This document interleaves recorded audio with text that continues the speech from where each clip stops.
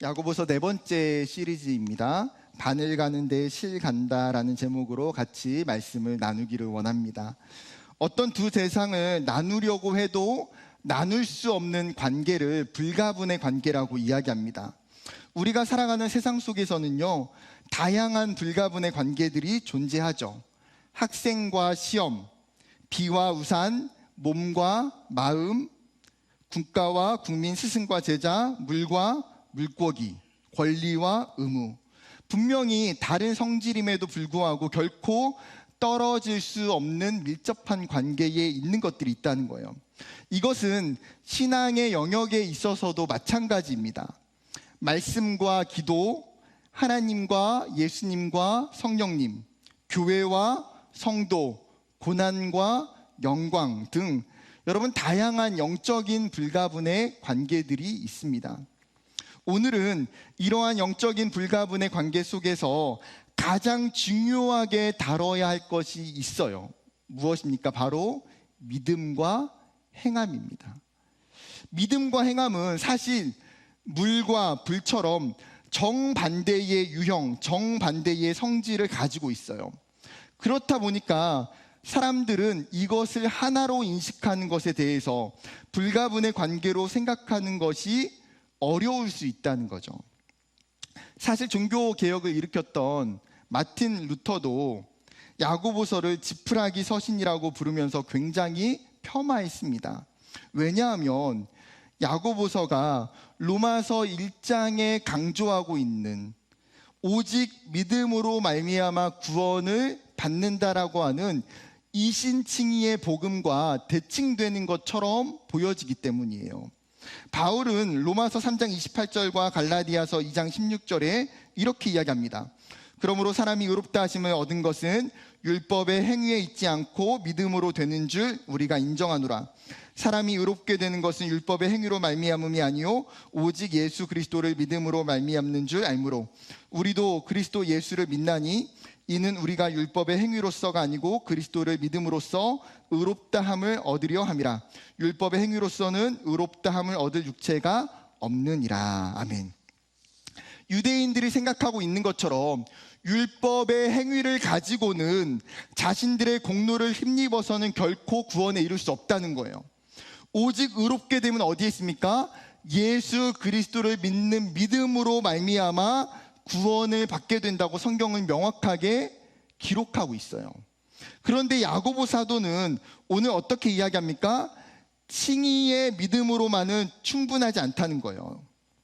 야고보서 2장 24절에 이로보건대 사람이 행함으로 의롭다 하심을 받고 믿음으로만은 아니니라. 여러분 잘 보세요. 24절만 떼놓고 본다면 어떤 느낌입니까? 뉘앙스가 행함으로 의롭다 하심을 받게 된다고 이야기하는 것처럼 들려져요. 그렇다 보니까 마틴 루터가 그 당시에 행위 구원의 종교였던 중세 카톨릭으로부터 믿음으로 말미암아 구원을 받는다라고 하는 이 이신칭의의 복음을 강조하는 것이 루터의 입장이기 때문에 야고보서의 신학을 받아들이는 것이 어려웠다는 사실이에요. 그렇다면 여러분 바울과 야고보의 그 신학이 서로 다른 것입니까? 아니요. 바울과 야고보의 견해는 각자가 놓여져 있는 교회의 상황과 그들이 만나고 있는 성도들 때문에 다른 거예요. 무슨 말이냐면 여러분 바울이 갈라디아서와 로마서에서 칭의를 말할 때에 그는 율법의 행위가 구원의 조건이라고 주장하는 유대주의자들과 싸우고 있었어요. 그런데 야고보는 행함의 중요성을 간과하고 믿음을 교리적 전통으로 바꾸고 있는 교회 안에 있는 정적주의적인 태도와 싸우고 있었어요. 무슨 말입니까? 바울과 야고보는 이것을 이야기하고 있는 싸움의 대상이 전혀 다르다는 거예요. 그렇게 이들이 말하고 있는 행함이라는 것 자체도 차이가 나요. 여러분 바울이 끊임없이 행함이라고 말할 때에 바울이 이야기하는 행함은 무엇입니까? 유대인들의 모습 속에 나타나는 율법주의적인 행함이에요. 그런데 야고보가 말하는 행함은 어떤 행함입니까? 믿음의 근거를 두고 나서 회심한 이후에 살아가는 행함이에요. 즉 그들이 지금 사용하고 있는 이 행함이라고 하는 단어 자체도 다른 생각과 다른 상황과 다른 목적과 다른 개념이 있다는 사실이죠.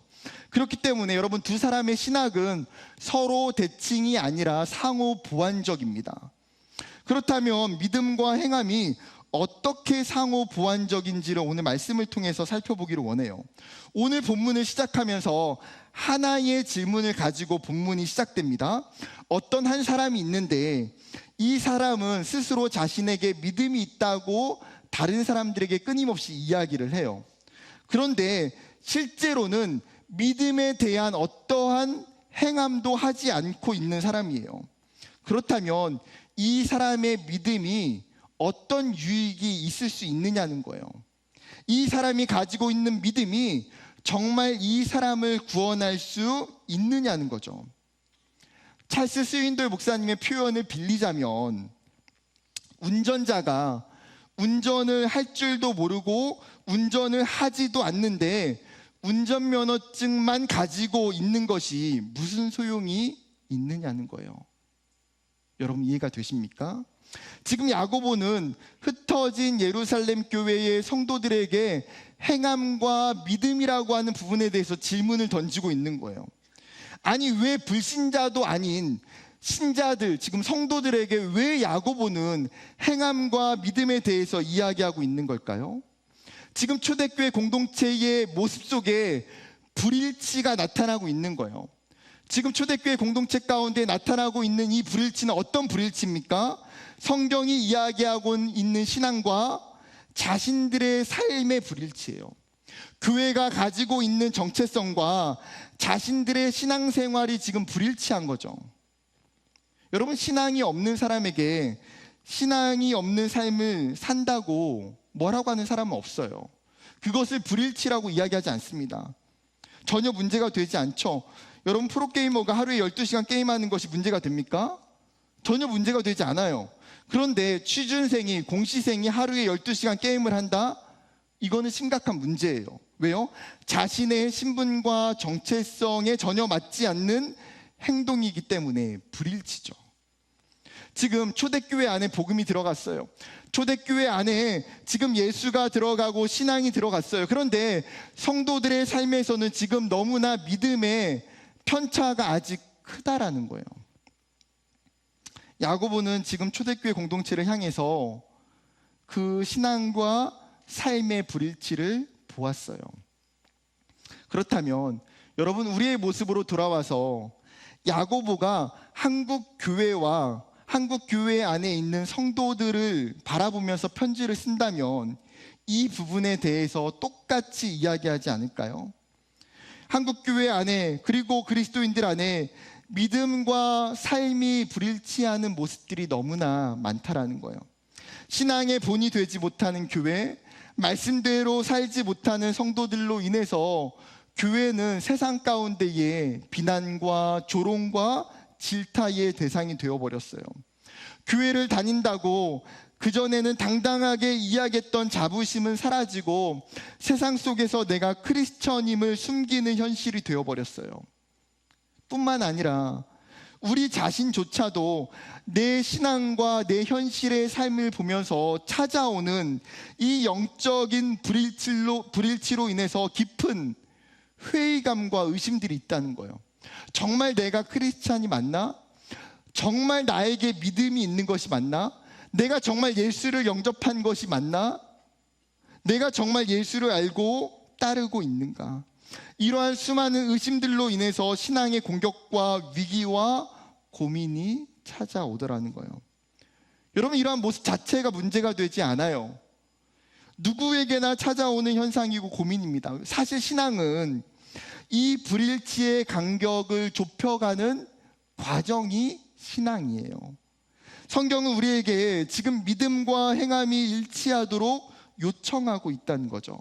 이것을 설명하면서 야고보는 오늘 4가지의 에피소드를 가지고 이야기를 합니다. 처음 2가지는 부정적인 내용의 거짓된 믿음에 관한 것이고요. 마지막에 있는 두 가지는 긍정적인 내용의 참된 믿음에 관한 에피소드들이에요. 첫 번째 에피소드인 15절과 16절이에요. 어떤 한 사람이 친구에게 도움을 요청하기 위해서 찾아갑니다. 이 친구는 갑작스러운 어려움이 찾아와서 먹을 것도 없고요, 입을 것도 부족한 처지예요. 어려운 상황에 놓여있는 이 친구에게 다른 친구가 위로하면서 어떻게 이야기합니까?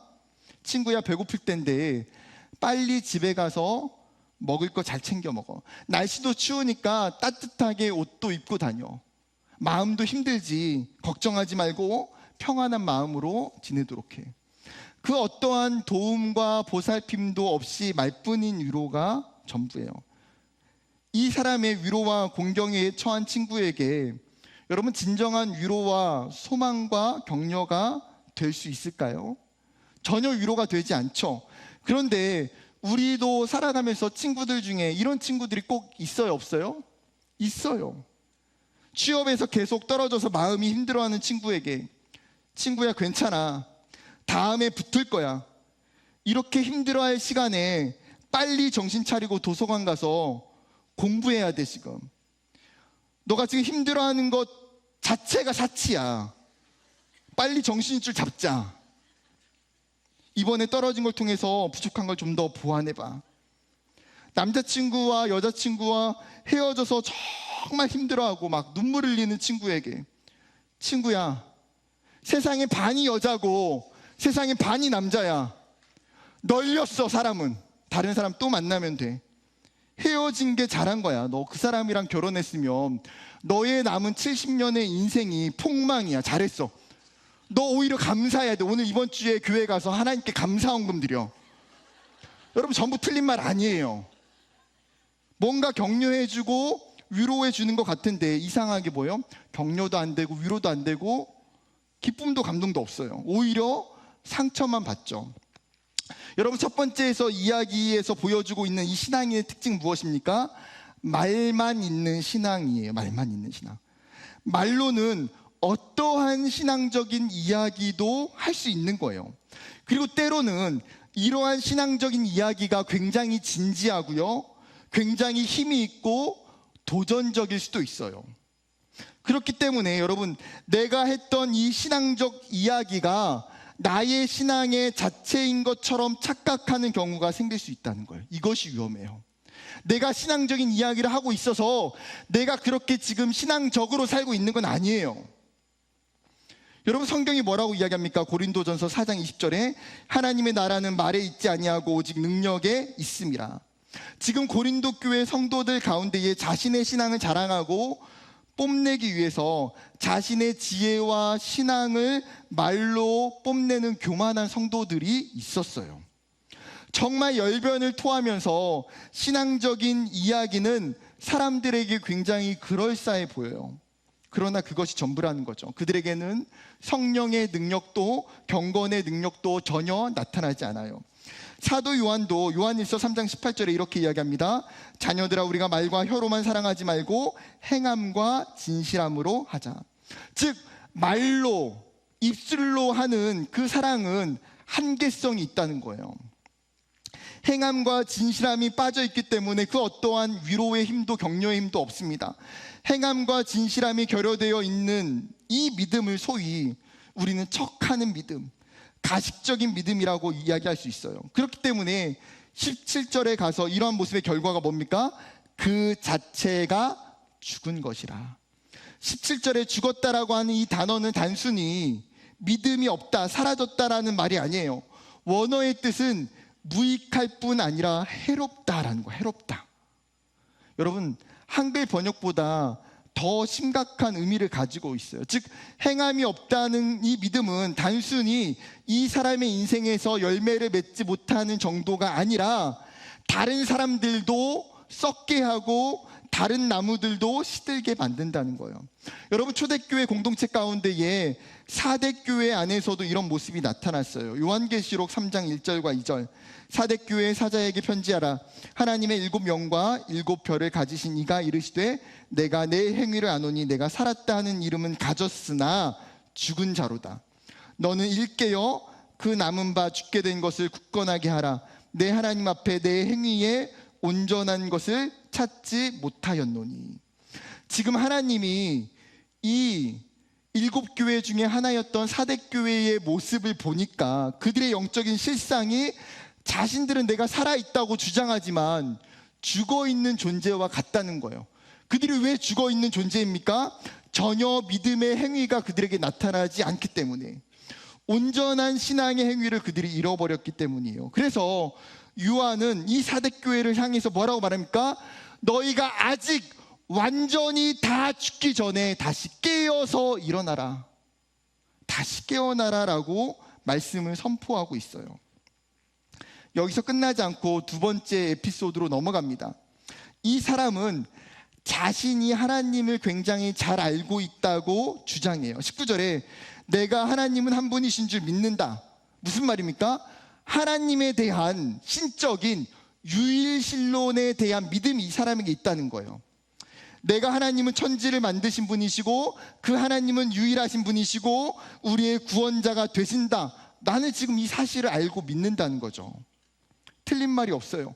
기독교에서 이야기하고 있는 가장 중요한 진리와 정답을 지금 이 사람은 이야기하고 있어요. 그런데 이 사람에게 야고보는 뭐라고 말합니까? 좋습니다. 잘하고 있습니다. 그러나 그 사실에 대해서 귀신들조차도 알고 있고 귀신들도 그 사실 때문에 두려워 떨고 있다고 이야기해요. 무슨 말입니까? 야고보는 기독교적 지식을 가지고 있는 것만으로는 그것을 참된 믿음으로 볼 수 없다는 거예요. 이런 사람들은 지식적 종교인, 이성 안에 갇혀 있는 신앙인이라고 이야기할 수 있어요. 그리스도에 대한 믿음이 아는 것에서 멈춰버린 사람. 만약에 이 사람처럼 여러분 아는 것을 통해서 구원을 받는다면 귀신들도요 다 천국 갈 수 있어요. 마가복음 5장에 거라사에 있는 귀신 들린 사람에 대한 이야기가 정확하게 보여주죠. 마가복음 5장 7절 큰 소리로 부르짖어 이르되 지극히 높으신 하나님의 아들 예수여 나와 당신이 무슨 상관이 있나이까? 원하건대 하나님 앞에 맹세하고 나를 괴롭히지 마옵소서 하니. 여러분 귀신의 신앙 고백이 얼마나 은혜로운지 몰라요. 지극히 높으신 하나님의 아들. 여러분 완벽한 신앙 고백을 하고 있어요. 여러분 귀신도 예수님을 알고 그분의 목적을 알고 있다는 거예요.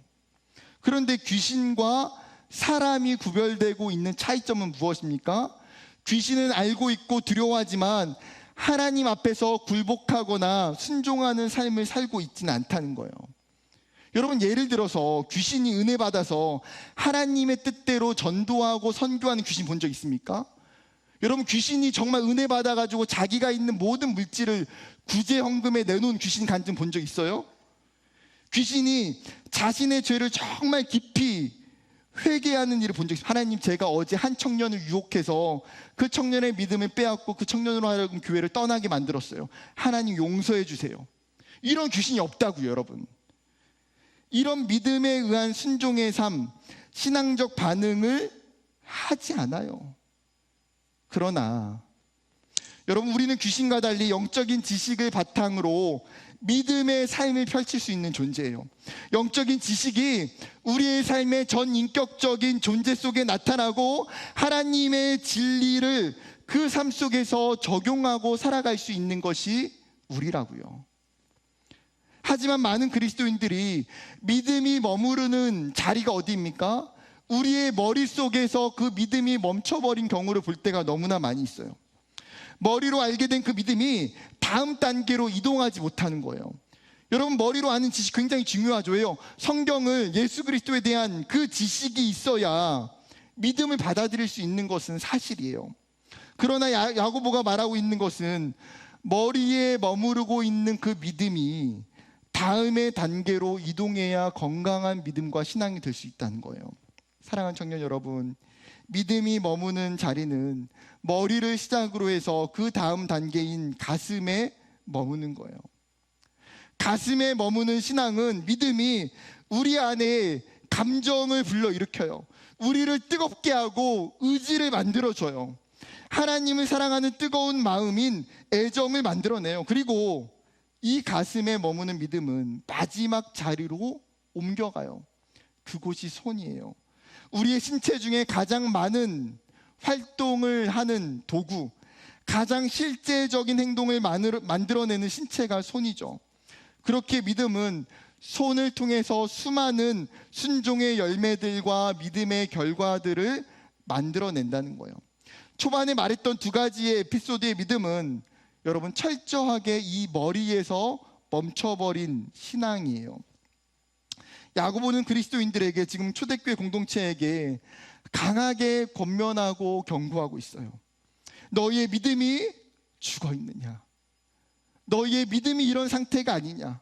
그렇다면 믿음이 다시금 살아나게 하라는 거예요. 사랑하는 청년 여러분, 우리의 믿음이 만약 이렇다면 여러분, 우리의 믿음이 다시 살아나기를 원해요. 우리의 믿음이 머리에 멈춰 있는 것을 뛰어넘어가길 원해요. 우리의 믿음이 지성적으로 멈춰 있는 것을 신앙적으로 뛰어넘어가야 돼요.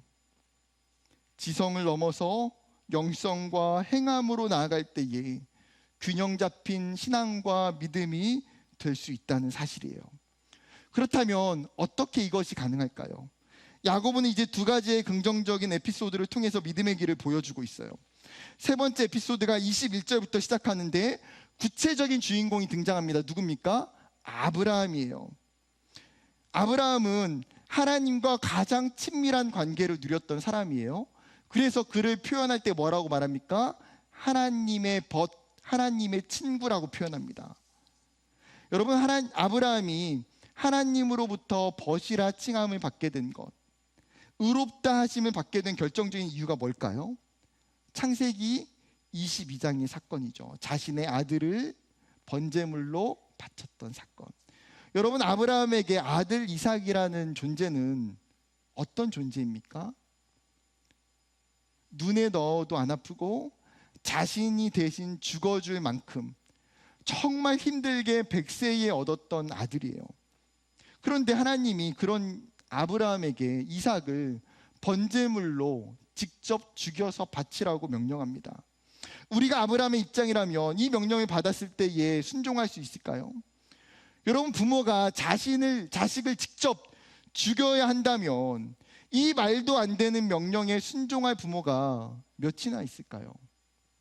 하나님께 오히려 따지는 것이 맞지 않을까? 하나님, 지금 이방의 신들, 지금 이방의 종교들이 하고 있는 이 인신 제사를 하나님이 살아계시고 생명의 주인 되시고 사랑이 많으신다고 이야기하시는 그 하나님이 정말 요청하고 계시는 것이 맞습니까? 하나님, 저는 이걸 순종할 수 없어요. 그런데 아브라함은 이 말도 안 되는 명령을 듣고요, 즉각적으로 실행해요. 아들을 데리고 모리아산으로 갔다가 번제단을 쌓고 그곳에 누이고 칼로 아들을 죽이려고 합니다. 아브라함은 하나님의 말씀이라면 어떤 것도 순종하겠다는 거예요. 하나님의 전적인 그 주권 앞에 이 믿음이 너무나 확고해요. 그리고 그 순종의 행위를 통해서 자신이 가지고 있는 믿음을 하나님께 보여드리고 있는 거예요. 그러면 여기서 한 가지 의문이 생겨나죠. 목사님, 창세기 15장 6절에는 이미 아브라함이 여호와를 믿음으로 말미암아 의롭다 칭함을 받았다고 했는데, 그러면 그때는 믿음이 없었던 건가요? 창세기 15장 6절이에요. 아브라함이 여호와를 믿으니 여호와께서 이를 그의 의로 여기시고. 여러분, 아브라함의 믿음은 그가 하나님의 약속의 말씀을 믿었을 때에 이미 주어졌고 이미 의롭다 여김을 받았어요. 그런데 오늘 야고보가 말하고 있는 것은 이것을 반박하고자 하는 게 아니에요. 이미 아브라함에게 있었던 이 최초의 믿음이 오늘 이삭을 바치는 순종을 통해서 확증되었고, 그것이 아브라함에게 있어서 정말 하나님 앞에 드려지는 진짜 믿음이라는 것을 입증하고 있다는 거예요. 여러분, 아브라함의 행동이 구원받는 믿음이 되지 못해요. 아브라함의 행동 때문에 구원을 받은 것도 아니에요. 아브라함조차도 자신에게 있는 믿음이 실제임을 확증하는 이 시간을 통해서 그의 구원이 확실시 되어지는 것뿐이에요. 또 그 다음으로 행함으로 의롭다함을 받은 네 번째 에피소드의 주인공이 있어요. 누굽니까? 기생 라합입니다. 이스라엘이 여리고 땅을 정탐하기 위해서 2명의 정탐꾼을 보내죠. 그리고 이들이 여리고를 정탐하면서 위기를 맞이하게 됩니다. 자신들의 위치가 발각돼요. 이때 이들을 구해준 사람이 바로 이방 여인이었던, 그리고 기생이었던 라합이라고 하는 여인이었어요. 라합은 이미 멀리서부터 들려오고 있는 이스라엘에 대한, 하나님에 대한 이야기를 듣고 하나님을 믿기로 작정한 여인이었어요. 이방 여인이고 여리고성에 살지만 이미 이 여인에게는 믿음이 있었죠. 여호수아 2장 11절은 이렇게 기록합니다. 우리가 듣자 곧 마음이 녹았고 너희로 말미암아 사람이 정신을 잃었나니 너희의 하나님 여호와는 위로는 하늘에서도 아래로는 땅에서도 하나님이시니라. 지금 라합이 이 정탐꾼들에게 하나님에 대해서 이야기하는 자신의 고백은 무엇입니까? 하나님은 상천하지의 유일하신 하나님이라는 고백이에요. 그리고 그녀는 이 믿음을 어떻게 행하고 있어요? 자신의 집에 들어온 이 2명의 정탐꾼을 숨겨두고 살려줘요. 히브리서 저자도 지금 라합이 정탐꾼들을 대했던 그 행동에 대해서 이렇게 기록해요. 11장 31절, 믿음으로 기생 라합은 정탐꾼을 평안히 영접하였으므로 순종하지 아니한 자와 함께 멸망하지 아니하였도다. 지금 말로만 그들을 위했던 것이 아니라 뭐요? 자신의 목숨을 담보로 그들을 평안히 영접하고 보살폈다는 거예요. 여러분, 라합의 이야기가 우리에게 행함이라는 것이 무엇인지를 생각하도록 하고 있어요. 여러분, 라합의 행동은 지금 하나님의 입장이 아니라 가나안의 입장에서, 가나안에 있는 백성들의 측면에서 보면 결코 선한 행동도 올바른 행동도 아니에요. 여러분, 라합의 이 행동은 자신의 나라와 민족과 백성을 배신하는 행동이잖아요. 그렇기 때문에 행함이라고 하는 것은 단순히 선하고 착한 일을 이야기하는 것이 아니에요. 여러분, 행함의 중요한 전제가 무엇입니까? 하나님의 존재와 그분의 말씀에 부응하는 행동이라는 거예요. 하나님의 말씀을 따르는 것, 하나님의 약속을 믿고 순종하는 이 행동이 믿음의 행함이라는 것을 지금 이 라합을 통해서 우리에게 가르쳐주고 있어요. 그렇다면 성경은 왜 아브라함과 라합의 이야기를 함께 지금 예로 들고 있을까요? 이 2사람은 너무나 대조적이잖아요. 한 사람은 남자고 한 사람은 여자예요. 한 사람은 경건한 유대인이고 한 사람은 이방의 여인이고 천한 직분에 있는 사람이에요.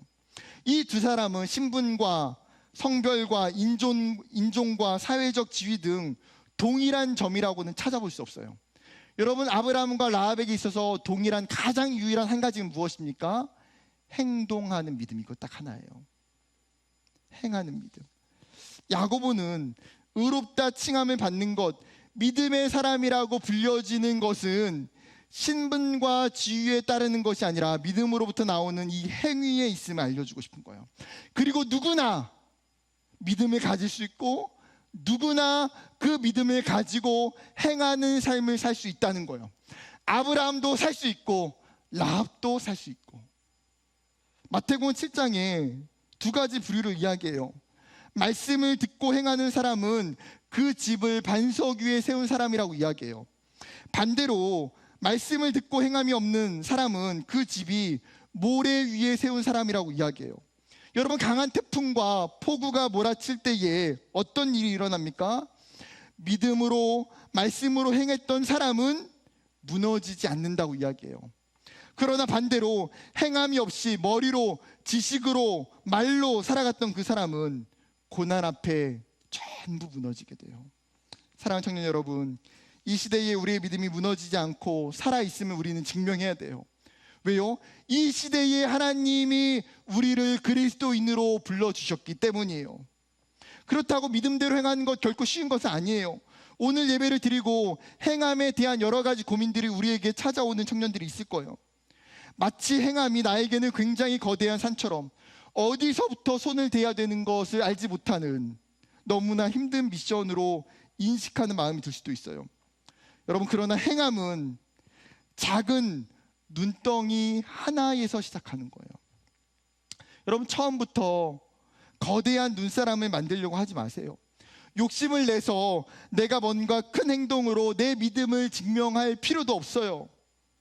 작은 눈덩이 그 하나를 가지고 거기에서부터 조금씩 내 삶의 자리에서, 내 가정에서 믿음으로 조금 굴리고, 내 삶의 캠퍼스에서 조금 굴리고, 내 삶의 직장과 일터에서 그것들을 조금씩 굴려가는 그 일이에요. 그러면 그 작은 눈덩이가 시간이 지나서 더 많은 눈을 끌어모으고 그 행함의 덩치를 더 키우게 되고, 우리의 믿음이 얼마나 아름다운지를 나타내는 언젠가 눈사람으로 보여줄 수 있다는 거예요. 오늘 야고보를 통해서 하나님이 저와 여러분에게 말씀하십니다. 믿음대로 행하는 자가 되라. 이 말씀에 순종하는 저와 여러분이 되기를 주님의 이름으로 축복합니다.